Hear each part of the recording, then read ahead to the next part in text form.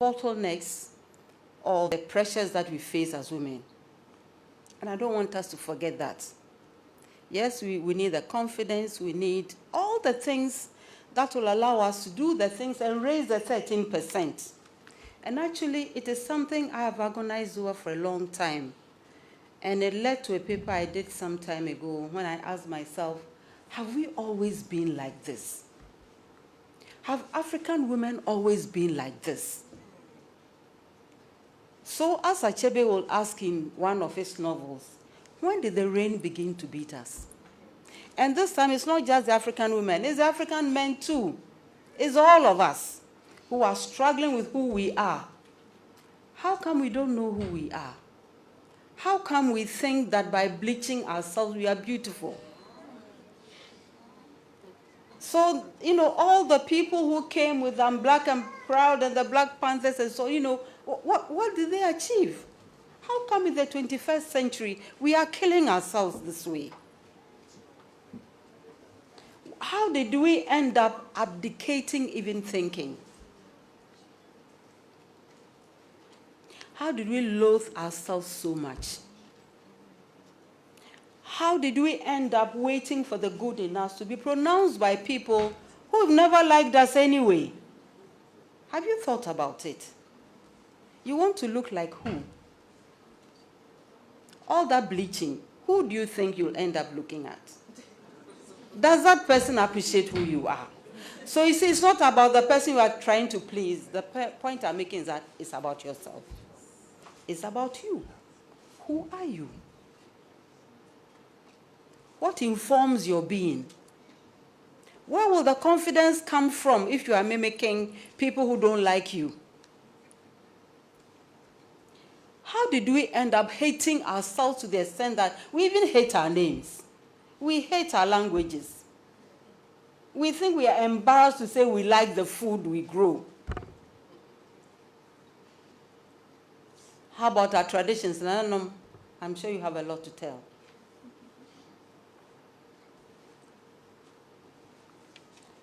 So, it brings me to the gist of my presentation.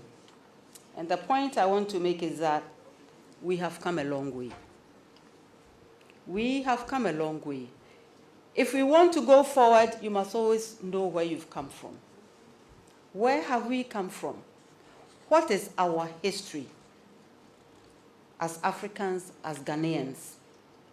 Our history did not begin with independence. Our history is not about colonialism. How long did colonialism end in this country? 113 years. How long did slavery end? How long did it last, rather? Over 400 years. Where is it? Where is it in our consciousness?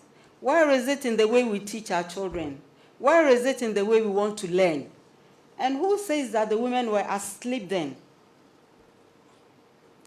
Today we talk about women as if we've just been discovered. That gets on my last nerve. We've always been here. We are not a new creation. We are not a new invention. We didn't just drop from nowhere.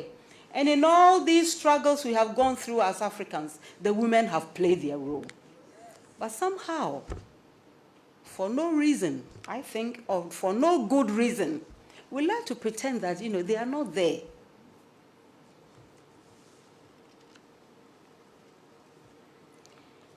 And to the extent that even what we think is beautiful about us should not be pronounced by us. And the self-loathing has gotten to the extent where we don't even know how to build each other up. These are things we must learn. Abba, your next workshop. We need many more such workshops. We need to build each other up. But we need to begin to appreciate who we have been. So, what are we going to do to raise the 13 points? The 13% women. How did we end up like this? And I put the blame on many, many, many issues. Religion is one of them. It's as if so when you are a Christian woman, then what? Where did that come from? Remember the story of Mary and Martha? Who can tell us the story? When one was busy trying to cook and so on, what did Jesus say? That the one who was studying had chosen the better thing. How often have you heard that in your church? No. You don't hear that. It's about, be submissive. In fact, every wedding I've ever attended, and they quote verse 21, and they leave out 22. They leave the previous verse, the 20 and 21, and they always harness on 22. It's a question of power. Bottom line, it's a question of power. But you make yourself powerless. It is because we make ourselves powerless that we become powerless. That is all. If you decide you will not be powerless, you'll be powerful. No one can take it away from you, and no one will give you power. You must get it for yourself. There are choices to make. I remember there was a young lady talking about somebody who she wanted to go to work, and the husband said no, and I sympathize with that. But it's a choice she has made.